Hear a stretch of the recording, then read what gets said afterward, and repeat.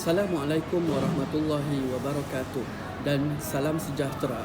Saya Muhammad Nazir bin Muhammad Kalanciam, nombor metrik 260328 akan mengupas isu berkenaan penyebaran berita palsu ataupun maklumat yang tidak sahih. Kebiasaannya, jika berita palsu disebarkan dalam media sosial ataupun internet, suspek akan dituduh mengikut Seksyen 233 di bawah Akta Komunikasi dan Multimedia 1998 kerana mereka telah menyalahgunakan media sosial ataupun internet yang boleh membawa bahaya kepada keselamatan dan keamanan negara. Bahkan di Malaysia, isu penyebaran berita palsu tidak asing lagi. Kita boleh lihat di media sosial terlalu banyak berita-berita palsu disebarkan mutakhir ini, di mana perkara tidak bermoral ini dilakukan oleh tangan-tangan yang tidak bertanggungjawab. Selain itu, berita palsu merupakan sejenis kewartawanan kuning atau propaganda yang terdiri daripada penyebaran maklumat salah atau olok-olok secara sengaja melalui media massa, sama ada akhbar tradisional, media penyiaran maupun media sosial melalui dalam talian. Seterusnya, berita palsu disiarkan dengan niat untuk mengaburi mata orang ramai dengan mengaitkan pihak tertentu demi kepentingan keuangan ataupun politik.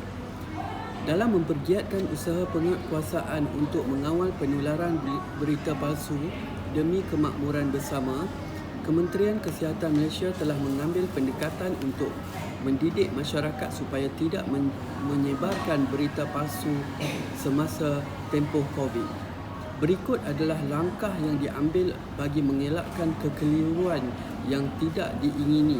Pertama, jangan mudah terpedaya dengan email, mesej dan maklumat yang diterima. Kedua, sentiasa periksa kesahihan email, mesej dan maklumat tersebut. Ketiga, pastikan email, mesej dan maklumat yang diperolehi adalah dari sumber yang sahih.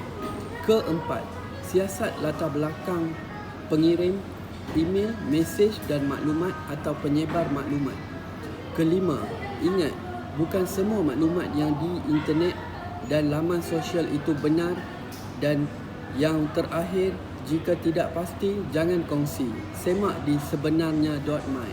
Suruhanjaya Komunikasi dan Multimedia Malaysia (MCMC) juga telah mewujudkan satu portal iaitu sebenarnya.my yang memberi fokus untuk menangani penyebaran berita palsu di sosial media termasuk isu COVID-19. Sehubungan itu, orang ramai yang mempunyai kemusykilan mengenai sesuatu berita termasuk COVID-19, sama ada ia sahih atau palsu, boleh salurkan sebarang maklumat yang diragui kesahihannya menerusi portal tersebut. Sertakan link URL dan kandungan mesej yang diterima. Ingat, tidak pasti, jangan kongsi. Assalamualaikum warahmatullahi wabarakatuh dan salam sejahtera.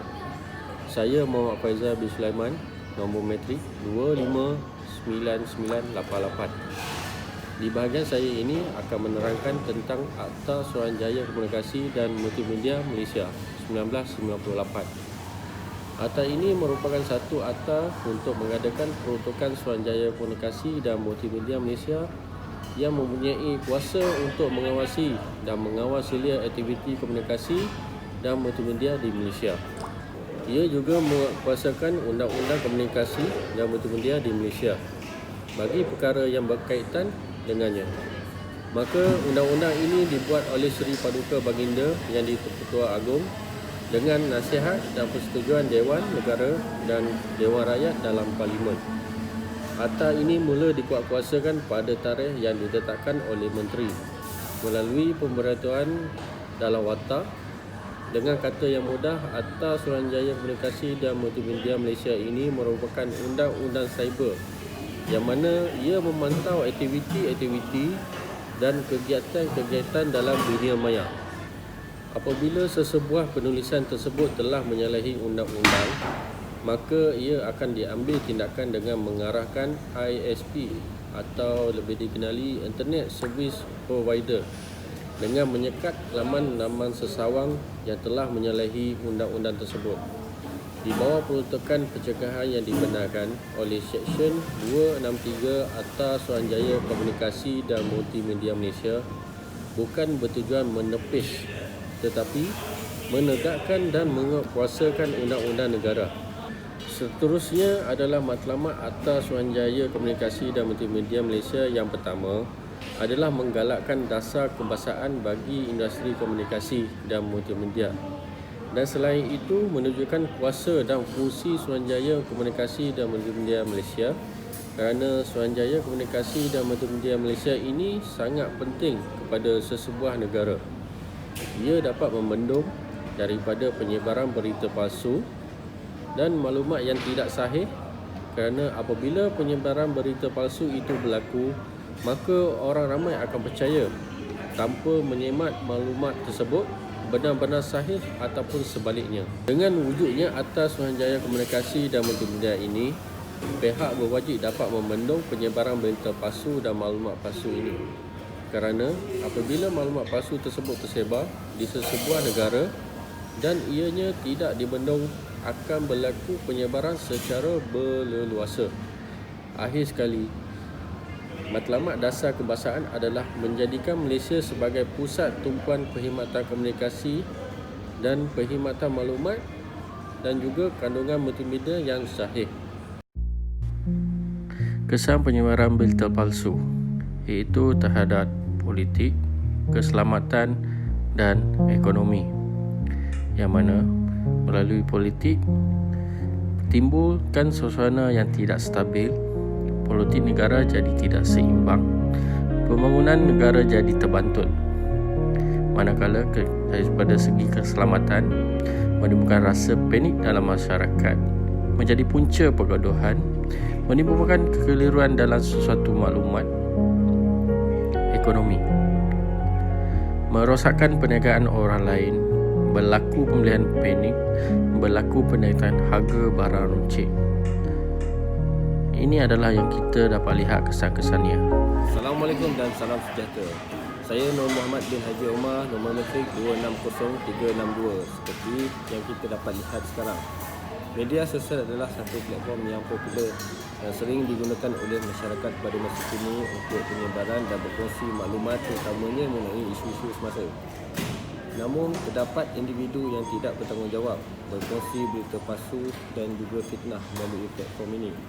Suruhanjaya Komunikasi dan Multimedia Malaysia MCMC dengan kerjasama Polis Belajar Malaysia PDRM akan menahan suspek yang disyaki menyebarkan berita palsu di bawah Seksyen 233 Akta Komunikasi dan Multimedia Malaysia 1998 dengan denda maksimum RM50,000 atau penjara kurang dari 1 tahun atau kedua-duanya sekali jika disabit kesalahan. Suspek juga akan dikenakan denda RM1,000 jika kesalahan tersebut diteruskan selepas pensabitan. Penyebaran berita palsu dengan tujuan menakut-nakutkan orang awam akan didenda di bawah Seksyen 505 Kanun Kesiasaan dengan hukuman 2 tahun penjara, denda atau kedua-duanya sekali jika sabitkan kesalahan. Penyebaran berita palsu atau berita yang tidak tepat bukan sahaja dikongsi oleh pengguna yang tidak celik. Dalam proses membuat sebaliknya, ia dilakukan oleh segelintir individu yang tidak bertanggungjawab, di mana ia bertujuan sebagai salah satu langkah komunikasi strategik. Antara contoh penyebaran berita palsu yang dapat kita lihat pada hari ini adalah mengenai isu COVID-19, di mana terlalu banyak penyebaran berita palsu yang dibuat oleh individu yang tidak bertanggungjawab sehingga membawa kepada kesan negatif kepada masyarakat. Seorang guru di Semporna telah dihadapkan di mahkamah atas dakwaan penyebaran berita palsu di dalam WhatsApp group. Dia didakwa membuat dan memulakan pengantaran komunikasi palsu menerusi WhatsApp dengan niat menyakitkan hati orang lain. Oleh itu, masyarakat hari ini mesti bijak dalam membuat penilaian sama ada suatu berita itu benar atau sebaliknya. Lihat saja dari saluran mana berita tersebut atau lihat ciri-ciri penulisannya. Adakah ia mempunyai nilai-nilai kewartanan atau hanya ditulis secara sembarangan tanpa sumber atau fakta yang tepat dan sahih. Lebih-lebih lagi ketika menjelang pilihan raya. Sebagai rakyat, kita mempunyai tanggungjawab untuk tidak mudah terperangkap dengan berita palsu, kerana ia bukan saja memberi gambaran buruk terhadap suatu perkara atau seseorang, tetapi boleh menggugat keharmonian dan ketenteraman rakyat di negara kita.